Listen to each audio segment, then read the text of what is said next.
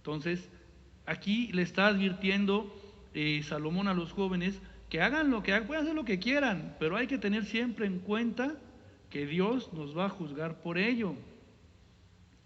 Luego en el 10 dice: aleja de tu corazón el enojo y echa fuera de tu ser la maldad, porque confiar en la juventud y en la flor de la vida es un absurdo. De hecho, al iniciar el capítulo 12, que les pido que vayamos, en el versículo 1 insiste en hablarle a los jóvenes. Dice: acuérdate de tu Creador en los días de tu juventud, antes que lleguen los días malos y vengan los años en que digas: no encuentro en ellos placer alguno. Nos hace una invitación Salomón aquí a que en lo que hagamos tengamos presente siempre a Dios. También me dediqué al básquetbol de una manera desordenada. A mí nunca me gustó el gimnasio.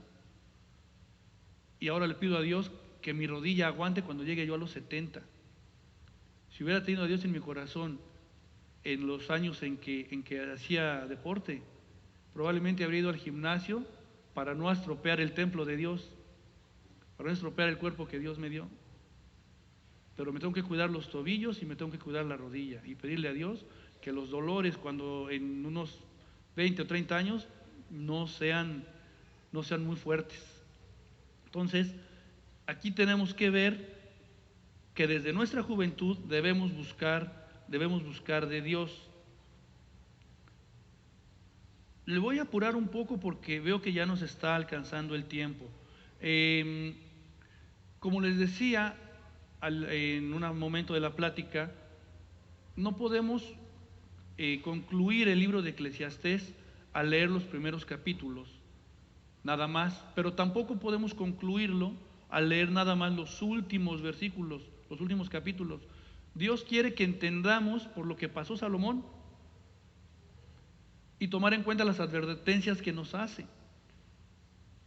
Hagamos lo que hagamos, debemos tener siempre presente al Señor, porque si hacemos lo que queramos en nuestra vida, podemos terminar muy mal. Y mientras más nos alejemos del Señor, pues más difícil va a ser regresar después, ¿no? No para Él, para nosotros. Porque si somos incrédulos toda la vida, y en un momento el Señor nos dice: tú eres hijo mío, puede que nos cueste más trabajo regresar a Él que si lo aceptamos desde el inicio. Entonces, a los que todavía estamos chavos, Dios nos dice de una vez: toma en cuenta a Dios para todo lo que hagas. Hasta Chabelo, ¿no? El niño eterno. Bien, sí nos dice que debemos disfrutar la vida, pero no nos dice que no nos podemos apartar de sus mandamientos. Nos dice que no podemos perdernos en los excesos de la vida. Nos da, pues, como 3 recomendaciones: reconocer que el esfuerzo humano separado de Dios es vanidad, colocar a Dios en primer lugar, ahora, hoy, ahorita, como decía Fox, hoy. Ya nos contaron en alguna ocasión, Paco, también recordarán ustedes del el emperador romano, porque viene el Alzheimer cuando, el emperador romano que acepta el cristianismo como religión. Constantino, gracias. Perdonen este ataque de Alzheimer. No nos explicaba en una ocasión Paco, por ejemplo, que no se quiso bautizar para poder seguir pecando, ¿no? Y entrarle a gusto. Y se bautizó al final de su vida, aceptando finalmente a Dios, a Cristo. Entonces, aquí nos hace la recomendación que debemos colocar a Dios en primer lugar hoy, ahora, y que debemos recibir lo que tenemos como un regalo de Dios, sin quejas, sin estar diciendo: ay, es que por qué hasta ahorita, es que si yo lo necesitaba antes.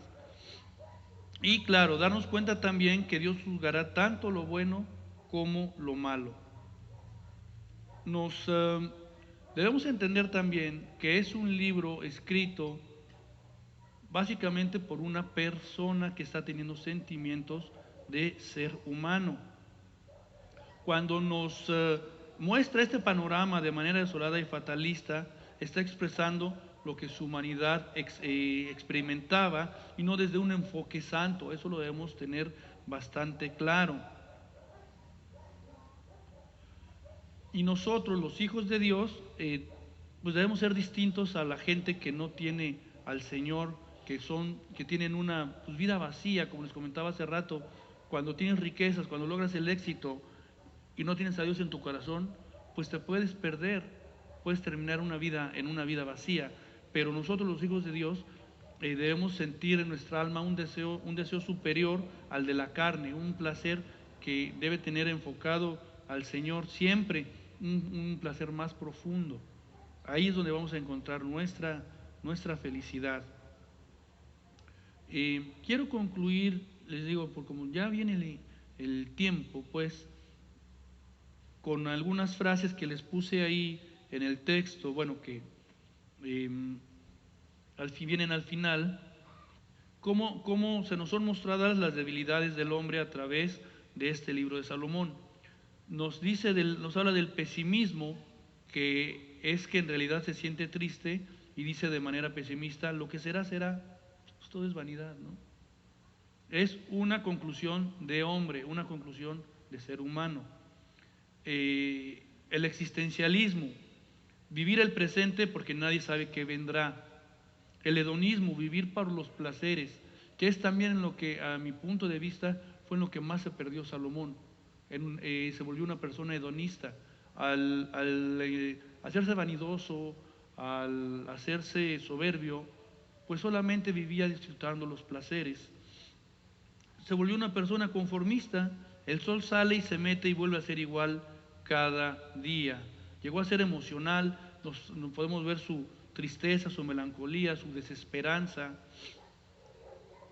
y también llegó a ser egoísta, ¿no? Él mismo llegó a ser egoísta. Lo podemos entender a la hora que leemos frases como yo he visto, hice, probé, intenté, antes de concluir que no debemos apartarnos de Dios, hagamos lo que hagamos, que siempre debemos tener presente al Padre en todo lo que emprendamos y no tener miedo de tirar nuestro pan al agua e ir caminando confiando en que el Señor estará siempre con nosotros. ¿Algún comentario? Que no se les congele la boca por el frío, ¿no? Chiste, broma pesada. Bien, pues hasta aquí estaríamos concluyendo lo que es la lectura del libro de Eclesiastés. Hoy terminamos el libro, entonces ahí efectivamente, ahí es la conclusión, el moño de la caja de regalo, la última enseñanza que Salomón nos da en el libro de los lamentos, de Eclesiastés, porque parece que se está lamentando de todo, ¿no?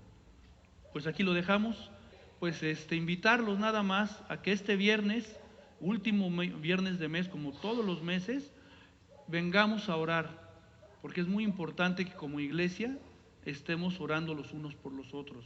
Los viernes a las 7:30 aquí nos juntamos para orar los unos por los otros. Entonces, no se les olvide, agéndenlo, usen su teléfono, ahí pongan en la agenda, si usan agenda y lo escriben a mano, apúntenlo, no se les olvide porque es bien importante que como iglesia estemos orando por nuestros hermanos. Vamos a cerrar en oración.